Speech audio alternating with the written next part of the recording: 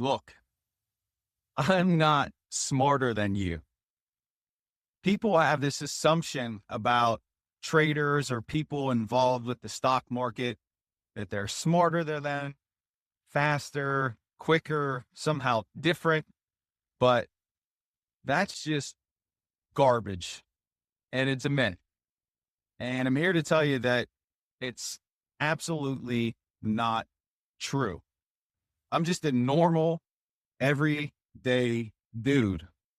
And here's the true difference, honestly, is that I'm willing to lose money in order to learn. And that's really the biggest thing in trading that separates someone who succeeds at this from someone who doesn't is, are you willing to fail? Are you willing to put yourself out there and grind and put in the reps, take the shots, and not see results, not see profitability, but then be willing to study that and go over it and over it and over it again and see where you're making mistakes so you can course correct and then get back on the horse and take the shots again. And then just repeat that process over and over and over again. And that's what it really comes down to, is just having that ability to persevere. And that doesn't mean when you start out that you're trading large sums of money, because that is dumb. Right? If we're going to talk about being smart or being wise and prudent, then absolutely, yes. Trading big when you're starting out is not a wise decision. And I can sit here and say that because when I started, I wouldn't say that I was trading huge amounts of money, but larger amounts than I probably had any business trading. That's just a 100% reality. But what I always try to drive home, right? Do as I say, not as I do. When you start out, start with a small amount of money, $10, $15, something that you can afford to lose. Set your risk so that you can learn small, because I'm going to tell you what, there's a big difference in terms of your mindset when you're trading with a $15 or $20 or, and you have a few losses and that's $60 versus you have a $500 or you took 3 losses and you're down $1,500. That's a hell of a different feeling, right? And you don't want to experience that. And here's the other part too.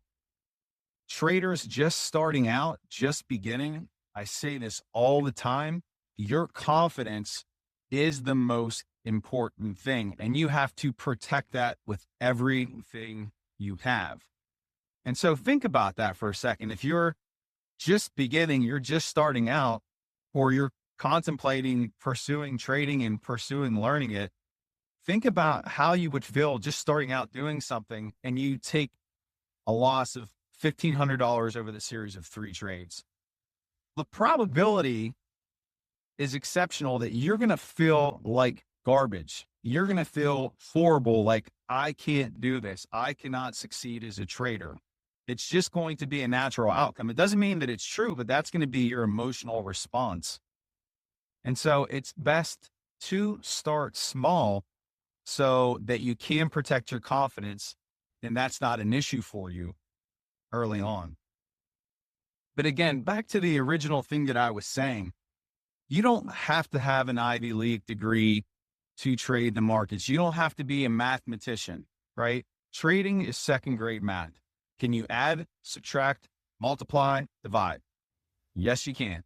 Do you have a calculator? Phenomenal. Hopefully you know how to use AI. You know how to use chat or Claude, whatever it is you use. You can use those tools to help you in the process, right? So you don't have to have graduated from Yale or Princeton or Harvard with your financial math degree. Although looking back, that's what I should have done. Like, I was miscast early on in my career. But anyway, you don't need any of that.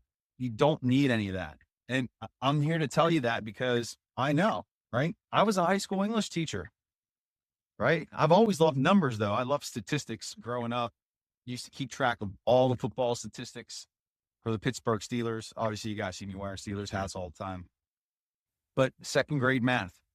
So that's not it. That's an excuse, right? What it takes is a desire to really want to learn this, to really immerse yourself in the world of trading and the world of financial markets, to just get familiar with how money moves, how tickers move, to understand all the elements of the trade, your entry, your stop loss, your profit taker, and really just learn and practice, get the repetitions in. And the other part is be willing to make mistakes. We are so afraid of screwing up. And I'll tell you this, going back to whenever I quit as a high school principal, there was part of me like, if I don't make this happen, then I'm going to look like a big, dumb idiot, because I left my stable job to go and do something that people think is nuts. So you have to be willing to take that risk. And so what? If you lose, or if it doesn't work out right away, you just keep pushing, right? You can't be afraid of what people are going to think of you. You can't be afraid of judgment. And honestly, I'm driving around in my truck, right? Talking to a camera, and I get looks from other people, not just because of the truck, but because I'm talking to the screen here. You know what? I don't give it. I enjoy this. I love this, right? I can just imagine just hanging out with you guys, sitting, talking, trading. Who cares? Who cares if anybody understands it? Who cares if someone thinks it's stupid? It doesn't matter, right? Is this something you want? And if you can honestly answer that question and say yes, then you can't worry about that. Can't worry about failing. And failure just means that you gave up, because if you never give up and you keep going and you keep pushing and you say, you know what, I will figure this out, no matter how long it takes me, you can't lose. Can't lose. But again, got to start small. So anybody out there thinking about starting this process, starting to learn the markets, do yourself a favor, begin with paper, trade on paper first, practice trade, get a feel for how the markets move. And then once you have had some success paper trading and you feel like you have a handle on a strategy, which you should really just focus on one strategy. That's a whole nother video. But once you have a handle on that, then you go live, and then you start with a small risk, $10, right? That's how you begin. That's how you start. But I want you to know in this video, all right, if you've been doubting yourself, you've been saying, I can't do this, or I'm worried about what person X, Y, and Z is going to say, because you're going to get those looks. You're going to get those people who say, you're nuts, right? People looked at me like I had 4 heads whenever the high school principal, this upstanding individual, was quitting to go start a business and to trade stock. You can't worry about that. So here's what I want to give you today. Maybe you haven't had anybody say this to you. You have permission to go and pursue that thing in your life that you want to get after. You have my permission. If you don't have anybody give it to you, you have my permission. And then here's the other thing. You have my permission to fail. If you fail, so what? You at least had the gumption, the nerve, the moxie to get out there, get after it, and give it your best. And knowing you, if you're watching this video, more than likely, you're the type of person who doesn't give up, and you're going to put everything into this to find a way to make it happen. So that's what I wanted to leave you with here today. I hope this gives you some inspiration, gets you fired up, gets you excited.